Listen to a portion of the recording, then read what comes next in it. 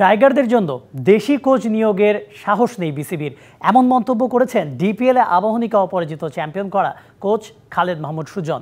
বিসিবির ক্রিকেট অপারেশনসের এই ভাইস চেয়ারম্যানের মতে জাতীয় দলের দায়িত্ব সামলানোর মতো অনেক যোগ্যতা সম্পন্ন দেশি কোচ আছেন, যাদের উপর পূর্ণ আস্থা কখনোই রাখতে পারেনি ক্রিকেট বোর্ড। আমি মনে করি যে বিসিবির এখনো সেই পালসটা হয়নি লোকাল কোচদেরকে দায়িত্ব দেওয়ার, মানে হয়তোবা আমাদের প্রতি সেই বিশ্বাসটাই নাই হয়তোবা।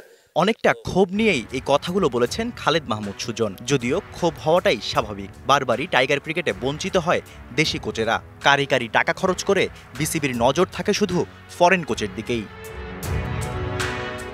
হেড কোচ থেকে শুরু করে ব্যাটিং, বোলিং, ফিল্ডিং সব ডিপার্টমেন্টেই বিদেশিদের আধিক্য। অথচ দেখা যায় যে কোনো ক্রিকেটারদের সমস্যায় এগিয়ে আসেন দেশি কোচরাই। ক্রিকেটাররাও যেন পূর্ণ আস্থা খুঁজে পায় তাদের ওপর। আমার সাথে প্রত্যেকটা ছেলে যেই রকম রিলেশন বা আমি ওদের প্রবলেমসগুলো খুব তাড়াতাড়ি ডিটেক্ট করতে পারি, কিংবা যখনই আমাদের কথা হয় আমি জানি যে কার মন খারাপ বা কার ইন্টেরিয়ামভাবে দুইবার আমাকে কাজ দেওয়া হয়েছিল, বাট লং টার্মে আমাকে কোনোভাবে দেওয়া হয়নি। বাট আমি মনে করি যে বিসিবির এখন সেই পালসটা হয়নি লোকাল কোচদেরকে দায়িত্ব দেওয়ার। 1, 2, 3 ঢাকায় জমি জিতে নিন 100% ক্যাশব্যাক সহ 20 কোটি টাকার পুরস্কার।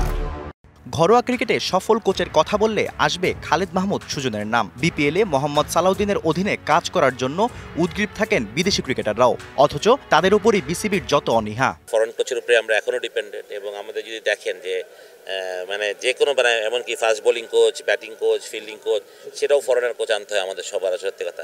তখন এটা যখন পর্যন্ত আসলে বিশ্বাসটা তৈরি না হবে আমাদের উপরে, ততদিন পর্যন্ত ডিফিকাল্ট, আমি জানি না।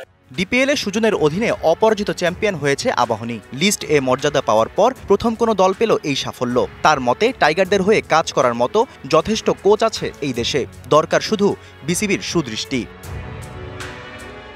Shahriar Hossain, DBC News, Dhaka.